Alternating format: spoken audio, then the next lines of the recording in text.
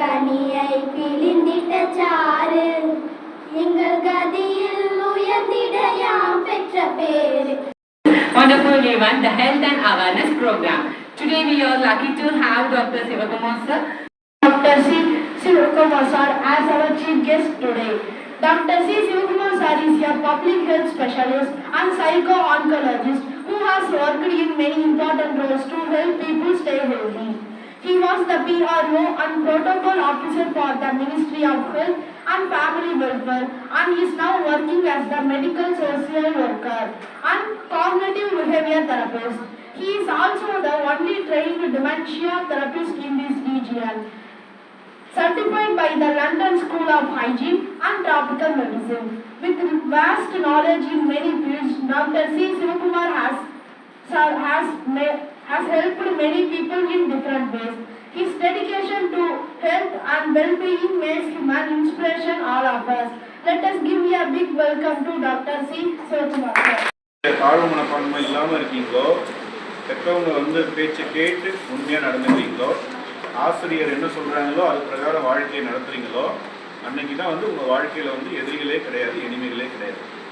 அது வரைக்கும் பாப்பா சொன்ன மாதிரி நீங்கள் வயசாகி பாட்டி தாத்தா ஆனாலுமே வந்து எனிமி கூடயே இருக்கும். அவன் வந்து வெளியால் கிடையாது, அவன் வந்து நமக்குள்ளே இருக்கிறது. இந்த எனிமி என்ன பண்ணுவான், உங்களை வந்து ஆரோக்கியமாகவே இருக்க விட மாட்டான். உங்களுக்கு வந்து வாழ்க்கையில் வந்து எல்லாமே நல்லது நடக்கும், நல்ல உடல் ஆரோக்கியம் இருக்கும், ஆனால் மனசு ஆரோக்கியம் இருக்காது. ஏன்னா அந்த மனசுக்குள்ள யார் இருப்பா, எனிமி இருப்பான். அப்புறம் அவங்க எப்படி வெளியே எடுக்கிறது, அது யார் ஹெல்ப் பண்ணுவாங்க, ஃப்ரெண்டு தான் ஹெல்ப் பண்ணுவாங்க. ஸோ நம்மளுடைய வேலை எவ்வளோ ஃப்ரெண்ட்ஸ் வச்சுருக்கோங்கிறது முக்கியம்தான், எவ்வளோ எனிமி இருக்கணும் கிடையாது. நீங்கள் நினைப்பீங்களா நான் இவ்வளோ பேருக்கு எனிமையாக இருக்கணும்னு யாரும் ஆசைப்படுவீங்களா? எல்லாருமே என்ன நினைப்போம், எல்லாருக்கும் நம்ம ஃப்ரெண்ட்ஸாக இருக்கணும்னு தான் நினைப்போம். அதே மாதிரி தான் எல்லாரும் நம்மளையும் நினைப்பாங்க. அந்த மாதிரி தான் நீங்கள் நினைக்கிறீங்க, புரியுதுங்களா? ஸோ அதனால் இன்னைக்கு முதல்ல இருந்து உங்களுடைய எனிமி யாரு? நீங்கள் தான். உங்களுக்குள்ள இருக்கிற கெட்ட விஷயங்கள் தான் எனிமிஸ். அதை வந்து நீங்கள் எப்படி ஒவ்வொன்றா வந்து வெளியே எடுத்து போடுறீங்களோ அப்போ தான் வந்து உங்களுடைய உடல் ஆரோக்கியம், மன ஆரோக்கியம், சமூக ஆரோக்கியம் இது எல்லாமே நடக்கும். சரிங்களா? சரி, அடுத்து இது வந்து பாய்ஸ் கேர்ள்ஸ் ஸ்கூல். சரிங்களா? இதில் ஒரு பெரிய அட்வான்டேஜ் இருக்குது.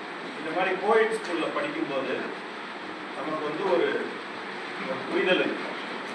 அது வந்து கேர்ள்ஸ் ஸ்கூல்லையோ கேர்ள்ஸ் காலேஜ்லேயோ இல்லை ஆண்கள் படிக்கிற பள்ளிகள்லையோ கல்லூரிகள்லையோ வந்து அது கிடைக்காது.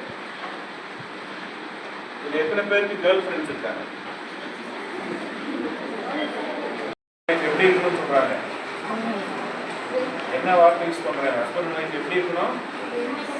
ஃப்ரெண்ட்ஸ் மாதிரி இருக்கணும். அங்கே என்ன வரும், நீ பெரியவ நான் பெரியவ, நீ உயர்ந்தவ நான் உயர்ந்தவ, நான் நிறைய சம்பாதிக்கிறேன் நீ நிறைய சம்பாதிக்கிறேன், இதெல்லாம் யார்கிட்ட இருக்காது, ஃப்ரெண்ட்ஸ் கிட்ட இருக்காது.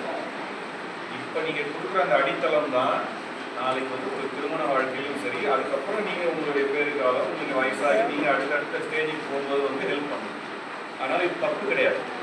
உங்ககிட்ட ஒரு பொண்ணுகிட்ட போய் நீங்கள் ஃப்ரெண்ட்ஷிப் வச்சுக்கணும் பேசணும் அப்படின்னா நீங்கள் தைரியமாக நீங்கள் பேசலாம். ஆனால் ஒன்றே ஒன்று என்ன சொன்னேன், தவறான எண்ணத்துலையோ தவறான அணுகுமுறையிலையோ நீங்கள் வாடா போடா சொல்லலாம், வாடி போடி சொல்லலாம், அதெல்லாம் வந்து உங்கள் ஃப்ரெண்ட்ஸுக்குள்ள நீங்கள் சொல்கிற லிபர்ட்டி. ஆனால் எல்லாமே ஒரு எல்லைக்குள்ளே இருக்கணும், அது ஆரோக்கியமாக இருக்கணும். அதை வந்து நீங்கள் செய்யணும். பேரண்ட்ஸ் திட்டுவாங்க, சில நேரத்தில் வந்து நம்ம சுற்றி இருக்கிறவங்களும் திட்டுவாங்க. என்ன ஆம்பளைக்குள்ள இருக்க போய் நீ விளையாடுற, ஆம்பளைக்கிட்ட ஏன் பேசுகிற, உனக்கு என்ன பொங்கல் கிட்ட என்ன பேச்சு அப்படின்னு சொல்லி நீங்கள் வந்து அவங்களுக்கு புரிய வைக்கணும். அது நீங்கள் நடந்துக்கிறது. இங்கே வாங்க உங்கள் ஃபோனை காட்டுங்க, பாருங்கள் நீங்கள் எவ்வளோ யூஸ் பண்ணுறீங்க, அம்மா கிட்ட சொல்லுங்கள் எவ்வளோ யூஸ் பண்ணுறீங்க பாருங்கள். ஒருவேளை உங்களுக்கு தெரியாது, ஒரு 10 நாள் டேட்டாவை எடுத்து காமிச்சா தெரியும் இவ்வளோ நேரமாக நான் அதில் இருந்திருக்கேன் அப்படின்னு. அது நீங்கள் முடிஞ்சால் உங்கள் பேரண்ட்ஸ் கிட்டே நீங்கள் சொல்லி பாருங்கள். ஓகேங்களா? சின்ன சின்ன விஷயங்களாம் நான் வந்து உங்களுக்கு சொல்லியிருக்கேன், இதெல்லாம் ஞாபகம் வச்சுக்கோங்க. குறிப்பாக ஏதாவது கேள்விகள் கேட்கணுமா? மார்க்ஸ் எழுதாதீங்க, இன்னொரு எழுத சொல்லி அதை கொண்டு வந்து காமிக்காதீங்க. எவ்வளோ தூரம் நீங்கள் மனசில் இருக்கீங்களோ அவ்வளோ தூரம் உங்கள் வாழ்க்கையில் நீங்கள் மேலே போயிட்டே இருக்கீங்க. நிறைய உதாரணங்கள் இருக்குது. நீங்களும் அதுக்கு ஒரு உதாரணமாக நாளைக்கு யாராவது சொல்லணும் அப்படின்னா நீங்கள் இதெல்லாம் கிடைக்கும். இப்போ உங்களுடைய குடும்ப சூழல் வந்து உங்களுக்கு நல்லா தெரியும். இந்த அடுத்த நிலைக்கு வந்து கொண்டு போகிறது வந்து உங்களை மட்டும் கிடையாது, இப்போ நான் வளர்ந்துருக்கேன் அப்படின்னா நான் வந்து ஒரு இண்டிவிஜுவலாக நான் வளரலாம். என்னை சார்ந்த குடும்பம், என் குடும்பங்கிறது வந்து என்னுடைய அப்பா அம்மா, என்னுடைய உடன் பிறந்தவர்கள், அதுக்கப்புறம் என்னுடைய நண்பர்கள், அதுக்கப்புறம் என்னோட சுற்றி இருக்கிற ரிலேட்டிவ்ஸ், அதுக்கப்புறம் என்னோட சுற்றி இருக்கிற ஊர், அப்புறம் நாடு. இந்த நாட்டையே வந்து நம்ம ஒரு படிநிலைக்கு அடுத்த நிலைக்கு நம்ம கொண்டு போகணும் அப்படிங்கிறது தான் வந்து நம்மளுடைய இலக்காக இருக்கும். அதுக்கு ஒரு சிறு கருவியாக தான் நம்ம இருக்கு. அதனால வந்து நான் உயர்ந்துட்டேங்கிறது வந்து நான் மட்டும் உயர்ந்துட்டேன், நான் நிறைய சொன்ன மாதிரி 2வது கார் வாங்கிட்டேன் 3வது கார் வாங்கிட்டேங்கிறது கிடையாது. அதை நான் சொல்லணும்னு இருக்காத முதல்ல அந்த மாதிரி உங்கள்கிட்ட சொன்னேன். இந்த மெட்டீரியலிஸ்டிக் லைஃப் இருக்கு பார்த்தீங்களா, இது எப்போ வேணாலும் போகும். அதுக்கு வந்து நம்ம நிறைய பார்த்துட்டோம், சுனாமி பார்த்துட்டோம், கொரோனா வாழ்க்கையும் வாழ்ந்துட்டோம். அதனால் வந்து இந்த மெட்டீரியலிஸ்டிக் லைஃபுக்கு வந்து நம்ம ரொம்ப முக்கியத்துவம் கொடுக்க வேண்டாம். அடுத்த படிநிலைக்கு வந்து இந்த சமூக பொருளாதாரம் தாண்டிங்கிறது வந்து மனித தன்மையும் மனித இயல்பும் தான். அதையும் வந்து நீங்கள் வந்து பொறுப்பாக இருந்து நீங்கள் உங்கள் கடமையாக நீங்கள் செய்யணும். அதுவும் வந்து நம்ம நாட்டை உயர்த்தும். நம்ம செய்யறது எல்லாமே வந்து நாட்டுக்காக தான் அப்படின்னு நீங்கள் செய்யணும். அது வந்து உங்களுக்காகவோ உங்கள் வீட்டுக்கு தாண்டி நாட்டுக்குன்னு சில கான்ட்ரிபியூஷன்ஸ் இருக்குது. அதில் வந்து நம்ம எத்தனை பேர் வந்து நம்ம அதை செஞ்சுருக்கோங்கிறது வந்து பேப்பர்லேயோ இல்லை நியூஸ் பேப்பர்லேயோ வர வேண்டிய அவசியம் கிடையாது. அப்துல் கலாம் மாதிரி சில பேர்கள் வேணால் வந்து சொல்லலாம், ஆனால் எவ்வளோ பேர் வந்து சாதிச்சிருக்காங்க நமக்கு தெரியாது. அந்த பேரும் புகழும் வந்து சிலருக்கு கிடைச்சிருக்கலாம், பலருக்கு கிடைக்காம போகும். ஆனால் அதுக்காக வந்து நம்ம அப்துல் கலாம் மாதிரி நம்ம வாழணும் அப்படின்னா தேவையான நமக்கு அப்படின்னு யோசிக்கக்கூடாதுங்க. பேருக்காக புகழுக்காக வந்து உங்களுடைய மனசாட்சிக்கு ஏற்ற மாதிரி நீங்கள் வாழணும். அதை வந்து நீங்கள் ஞாபகம் வச்சுக்கணும். இப்போ நீங்கள் படிக்க போகிற உங்கள் சப்ஜெக்டு, நீங்கள் எழுத போகிற எக்ஸாம் வந்து அதை நோக்கி தான் இருக்கணும். நீங்கள் அடுத்து +1 போகிறதுக்கோ +2 போகிறதுக்கோ ஒரு வேலைக்கு போகிறதுக்கோ அது கிடையாது. உங்களுடைய அடிப்படை சூழலை மாற்றுறதுக்கும் அது மூலமாக வந்து இந்த நாட்டின் வளர்ச்சிக்கு நீங்கள் எவ்வளோ தூரம் வந்து நீங்கள் அதுக்கு கருவியாக இருக்கீங்கிறத பொறுத்து தான். புரியுதுங்களா? நம்மளுடைய கனவு எப்போவுமே எப்படி இருக்கணும்? பெருசாக இருக்கணும். இப்போ உங்களுடைய கனவு வந்து இதுதான். நீங்கள் படிக்கிற படிப்பு நாளைக்கு நீங்கள் டாக்டரோ இன்ஜினியரோ போலீஸோ வக்கீலோ ஆசிரியரோ என்ன வேணாலும் ஆகலாம். ஆனால் அது மூலமாக சமுதாயத்துக்கு நீங்கள் என்ன பங்களிப்பு செய்ய போகிறீங்கிறது தான் முக்கியமே தவிர என்ன வேலை செய்கிறீங்கிறது முக்கியம். அது சின்ன வேலையாகவும் இருக்கலாம், பெரிய வேலையாக இருக்கலாம். ஆனால் நேர்மையாக உழைக்கக்கூடிய ஒரு தொழிலாக இருக்கும். அதுக்கு நீங்கள் தயார்படுத்திக்கணும். நம்ம வந்து நாளைக்கு டாக்டர் ஆகிடலாம், இன்ஜினியர் ஆகிடலாம், போலீஸ் ஆகிடலாம். ஆனால் வந்து ஒரு நல்ல மனிதன் ஆகலை அப்படின்னா இந்த ஆனது எல்லாமே வந்து பிரயோஜனம் கிடையாது. அந்த நல்ல மனிதன் ஆகிறதுக்கான ஒரு நெறிக்காட்டுதல் தான் இந்த பள்ளி வாழ்க்கை. அந்த பள்ளி வாழ்க்கையை வந்து நீங்கள் எப்படி உபயோகப்படுத்துறீங்கிறத வந்து நீங்கள் யோசிச்சு பாருங்கள். நீங்கள் ஸ்கூலுக்கு வரீங்க, படிக்கிறீங்க, வீட்டுக்கு போகிறீங்க, இதுதான் அந்த ப்ராசஸ். இதை தாண்டி உங்களுக்கு வந்து நேரடியாகவோ மறைமுகமாகவோ என்னென்னலாம் பாடங்களை வந்து உங்களுக்கு கற்றுக் கொடுக்குறாங்க, நீங்கள் என்னென்னலாம் கற்றுக்கிறீங்க அப்படிங்கிறத வந்து நீங்கள் அனலைஸ் பண்ணணும். உங்களுக்கு ஒரு வகுப்பு சூழல் கொடுத்துருக்காங்க. அந்த வகுப்பு சூழலை எவ்வளோ தூரம் நீங்கள் ஆரோக்கியமாக பயன்படுத்திக்கிறீங்கிறத நீங்கள் பார்க்கணும். உங்களுக்கு கொடுக்கக்கூடிய சுதந்திரத்தை நீங்கள் எங்கேயாவது தவறாக பயன்படுத்துகிறீங்களா அப்படிங்கிறதையும் நீங்கள் யோசிக்கணும். நான் சொல்றது புரியுதா? என்ன சொன்னேன் சொல்லுங்க. கல்வி, இதை வெறும் கல்வியாக மார்க்குக்காக இல்லாமல் உங்களுடைய வாழ்க்கைக்கு வரக்கூடிய ஒரு படிக்கட்டுகளாக வந்து நீங்கள் அந்த லெசன்ஸ்னால் லெசன்ஸ் லிட்ரலி வந்து இந்த பாடங்களாக எடுத்து தான் நீங்கள் வாழ்க்கையில் போகணும். வெறும் பாடங்களை வகுப்பு பாடங்கள் இல்லாமல் வந்து இந்த மாதிரி சமூக பாடங்களையும் மாரல் சயின்ஸ் இந்த மாதிரி விஷயங்களையும் இந்த ஸ்கூல் சொல்லிக் கொடுக்குறாங்க. அதையும் வந்து ரொம்ப கவனமாக எடுத்துக்கணும். ஒழுக்கத்தை விட்டுறாதீங்க, நேர்மையை விட்டுறாதீங்க. இது ரெண்டுமே வந்து கடைசி வரைக்கும் உங்களுக்கு கூட்டிகிட்டு போகும். மறுபடியும் சொல்கிறேன், யாருக்காவது ஏதாவது ஒரு விதத்தில் ஒரு மன தடுமாற்றங்கள் இருக்குது, மனக்குழப்பங்கள் இருக்குது, வயசு சார்ந்த அந்த ஹார்மோனல் சேஞ்சஸ்லாம் வரும். அது வந்து நம்மளை வந்து கவனம் செலுத்தவே விடாது. நானும் அதை தாண்டி வந்திருக்கேன். நான் ஒன்றும் வயசை தாண்டாமல் நான் வரல, நானும் அதை தாண்டி வந்திருக்கேன். அதுக்குரிய சிரமங்கள் எனக்கு தெரியும். அதை எப்படி கொண்டு போய் நம்ம மற்றவங்ககிட்ட சொல்கிறதுங்கிற ஒரு டெலிகேட்டான பொசிஷன் எனக்கும் இருந்திருக்கு. நாங்கள் படிக்கிற காலத்தில் இந்த மாதிரி ஹெல்ப்லைன்லாம் கிடையாது எங்களுக்கு.